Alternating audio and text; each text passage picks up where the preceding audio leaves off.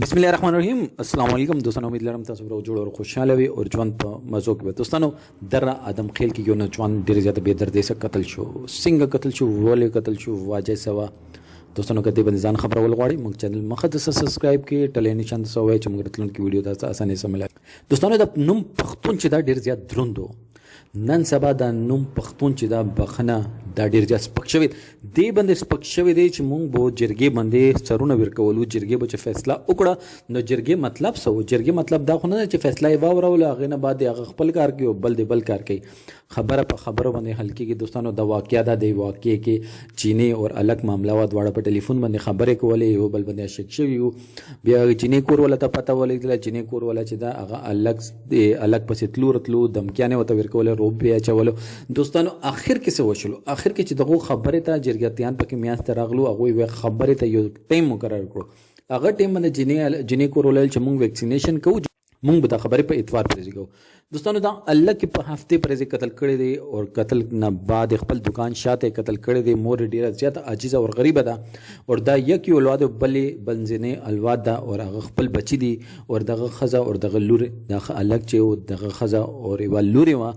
اور دوستانو هغه نه بعد زړه دی نه مني عاشقو هغه چې حکومت غلط کار کړی او که زه وایم ته جینئ قتل کړی و. دوستانو هر یو چیز دا هغه یو شرعي حال دا مونږ یو چې مونږ کلمات را کړی دا لا اله الا الله محمد رسول الله صلی الله علیه و آله وسلم.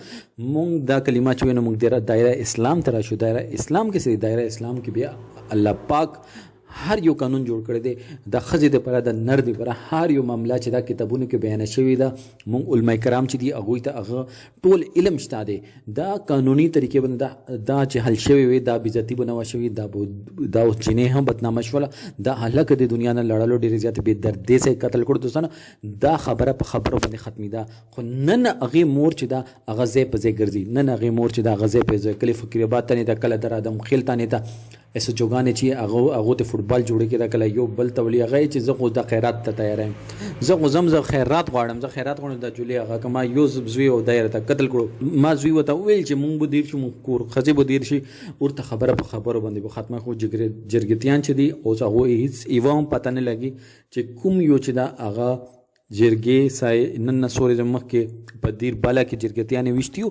ویلې چې نن سبا جرګتیان چې دي هغه پلانټي جرګتیان دي. دا هغه پلانټي جرګتیانو چې چا چې دغه باندې به جرم کې شوله، کېدای شي ویلي د جینئ سره نکاح وکړه، کېدای شي پیسې غوښتي وه، څه کولای غوښته وه، څه چیز یې غوښتې وي. خو دوستانو نن سبا د پښتون چې دا ډېر دروند نوم و، نن سبا دا نوم ډېر زیات سپک شوی دی. دا جرګه چې دا مونږ پښتو د ثقافت یوه حصه وه او نن هغه حصه چې دا مونږ پښتنو نه بیله کړه. مونږ ماشوم نه ګورو، مونږ ښځه نه ګورو، مونږ سړی نه ګورو، مونږ ځوان نه ګورو، مونږ واده کړی نه ګورو، مونږ بوډا نه ګورو. مونږ خپل هوس په سر باندې اخیستی یو، خپل ظلم په سر باندې اخیستی یو. فرعون هم ډېر ظالم خو الله پاک ورته ولې مهلت ورکولو؟ الله پاک ورته ځکه مهلت ورکولو چې ظالم او هر یو چیزو کافرو، خو انصاف یې کولو، خپل رایا میانځ کې به انصاف کولو، ځکه الله پاک ورته دومره مهلت ورکړی و. دوستانو که ویډیو کې رانه څه اپ اینډ ډاون شوي، څه رانه غلطي شوي ویډیو کې، دوستانو زه درنه بخښنه غواړم، زه درنه معافي غواړم. والسلام.